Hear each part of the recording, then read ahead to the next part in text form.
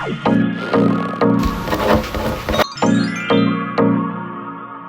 guys, welcome to my channel. If you're new here, thank you so much for clicking on this video, and welcome back to my channel if you've returned. Today we are filming our 25 and 2025 update. Now it's the end of May currently as I'm filming this, so you might see that I've read a few more of these books as we go on, but I thought for June, so halfway through the year, I'm going to give you a bit of a 25 and 2025 update, see how we're getting on, see what we're getting up to, see what books we still need to read, see what books we've got coming up, those types of things. So without further ado, let's get into the video. Okay, I'm going to start with the books that I have read so we can get through those, kind of give you my star rating, give you my thoughts, and then we will move on to the books that I've still got left and like my plans and stuff. So I started off the year by reading Icebreaker by Hannah Grace, which is obviously a spicy sports romance following an ice hockey player and a ice figure skater. That is right, yeah. And I'd heard lots of good things about this. Now I have since then finished the series or caught up with the series, and Daydream's actually my favourite book out of the series, but Icebreaker I did give 4 stars. I did really enjoy it. It's just nothing,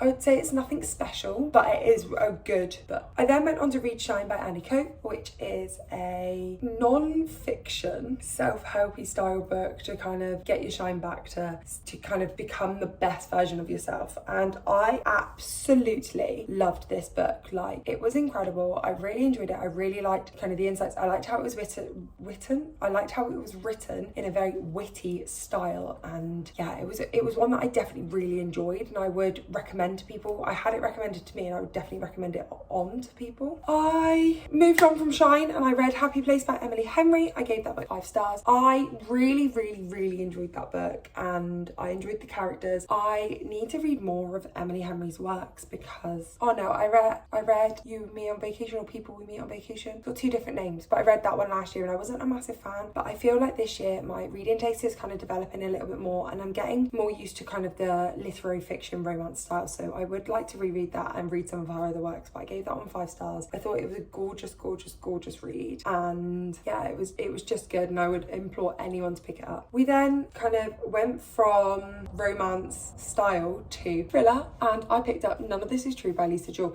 and I actually listened to this one on audiobook because it's got podcast elements within it, like embedded in it, and everyone recommends to pick up the audiobook, and I will not go against that. The audiobook was incredible. I was questioning it throughout the whole thing. I was not sure like how much of it is true. I didn't know who to believe. I didn't know what storyline we were following. It was just incredible, and I would like encourage anyone who's a thriller person to go and pick it up because it was a really fun and interesting read. Moving on from None of This Is True, we had my first book that I didn't really enjoy out of this series so far. We had Tomorrow and Tomorrow by Gabrielle Zevin. I didn't like this book. I've heard, the reason why it was on 25 and 2025, I've heard so many good things about it. Like, everyone's been raving about it. It's been a must-read book by loads of YouTubers that I watch and enjoy. I just didn't get it. And like, it really is clear to see that reading is so subjective because so many people I know love it. So many people, but it just wasn't for me. I feel like I didn't understand the gaming side of it, and that was a big aspect of the book, and therefore it just kind of got lost on me, so I gave that one 3 stars. Then we moved on to The Naturals. Now I'm going to speak about The Naturals as a whole because I've read all of the books in the series now. So that's The Naturals, Killer Instinct, All In, and Bad Blood, and it's definitely a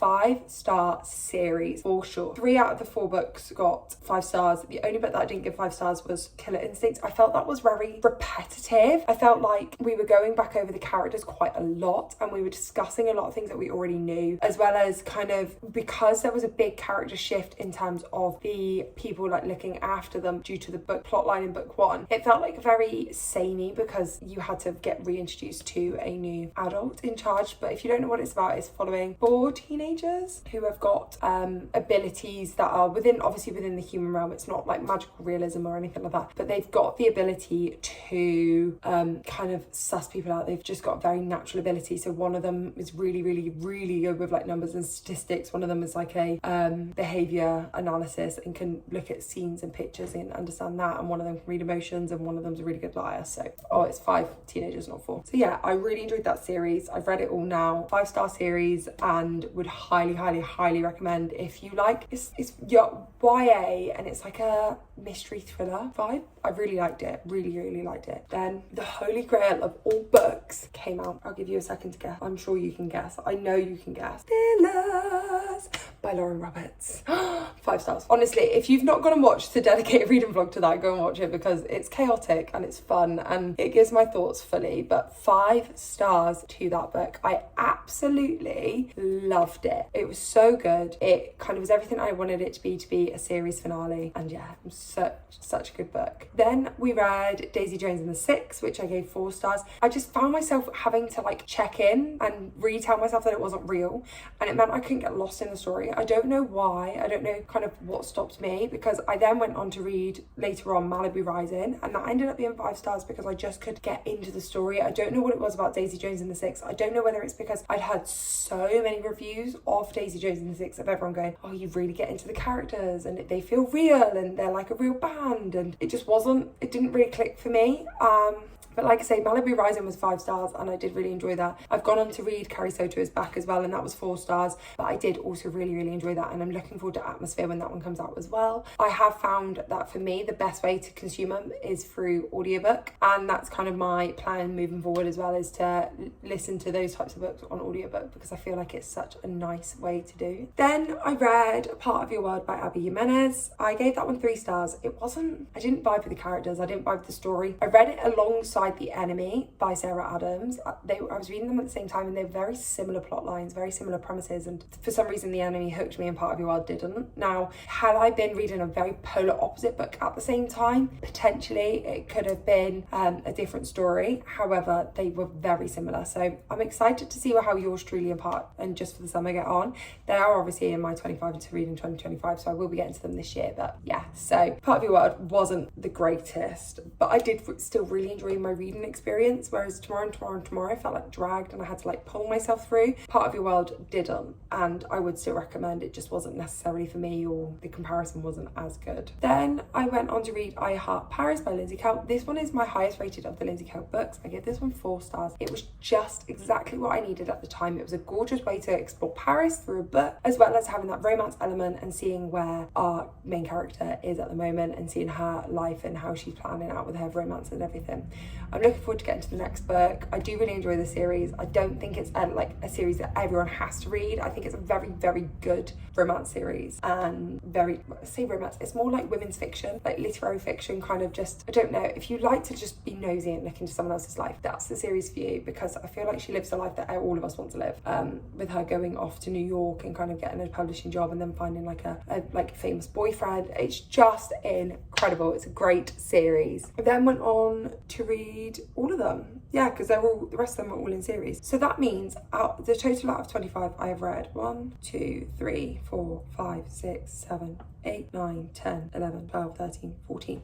So I have read 14 of the 25 books, which I think is absolutely incredible to be halfway through the year, over halfway done. It just feels so good. So now we're going to talk about the books that I have coming up reading in terms of, I know that I'm reading them this month, so by the time you're seeing this, you might have seen some of them in reading vlogs, or you might see them soon, or you know that I picked them for my TBR, so you know that they will be being read soon. I am actually planning to read The 7-Year Slip by Ashley Poston tomorrow. I've got the audiobook. I'm going to listen to it on my drive home, and I will get it done in a day, so that will be really exciting. We have then got Divine Rivals by Rebecca Ross, which, that's what I didn't tell you. I switched it out. Divine Rivals by Rebecca Ross is now one of my 25 books in 2025.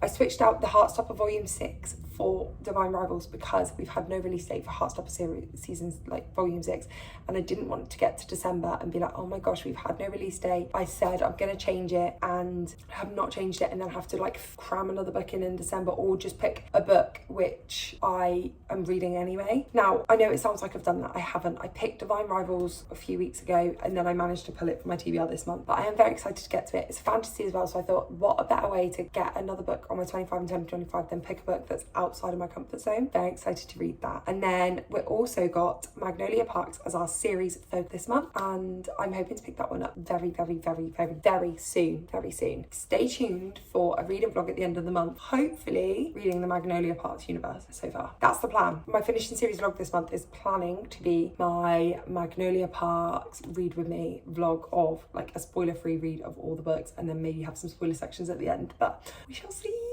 I'm so excited to get to it. And finally, the last section of obviously this video is the books that I haven't got planned yet, but we still need to read and will fit in at the rest of the year. It's not that bad. I feel like if we've read 14, we've got 11 left, and I've already got 3 planned out, so I've only got 8 left to kind of figure out and get planned in. So we've got Regretting You by Colleen Hoover. I have this one and Layla are available on my Kindle and on Audible. After that, I've decided I'm not too fussed about reading Colleen Hoover's backlist. It's not one that I'm going to go and seek out, but it is on my 25 to read in 2025, so I might change my mind. I might read this book and go, do you know what, I just miss her writing. I've then got As Good as Dead by Holly Jackson to finish off the As Good Girl's Guide to Murder series. I have been itching to pick this book up. I was meant to pick it up on holiday and I never got around to it because my 24-hour readathon wasn't as successful as I thought it would be, so the All In and Bad Blood took up the rest of the week, so I'm very excited to get to this one. We then got Yours Truly and Just for the Summer by Abby Jimenez in the Part of Your World trilogy. I am so excited to pick those books up. I've heard so many good things, and I'm hoping that I enjoy them as much as everyone else, and I hope that they're kind of better reads for me than Part of Your World. I think I just need to pick them up at the right time, and I'm hoping to get Yours Truly done sooner rather than later so I can read Just for the Summer in summer. That's the hope. I'm hoping I can potentially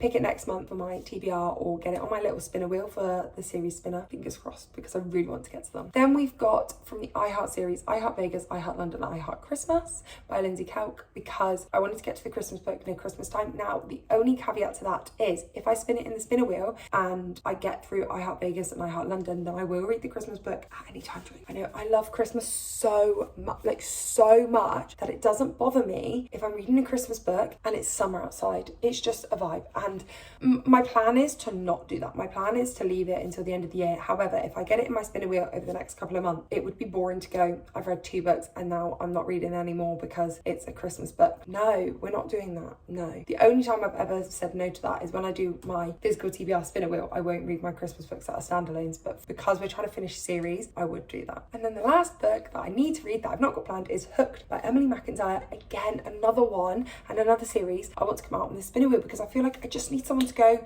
to like push me to read it because it sounds incredible. It sounds so up my alley. I just cannot wait. So I'm hoping I get to this one soon. If not, obviously we will start the series by the end of the year. And yeah, thank you so much for watching, guys. I hope you've enjoyed just a kind of like short, quick, sweet video updating you on my 25 to read in 2025. Please leave a comment down below any books that you want to see in videos, or any of these books that you would recommend or you want to hear more about, because I'm always happy to give you more about them. My plan is obviously at the end of the year to give a full wrap up and roundup of all the books that we've read for 25 and 2025, because obviously I'm going to have finished them. So that's the hope. But yeah, thank you guys so much for watching. I look forward to seeing you next time. Bye.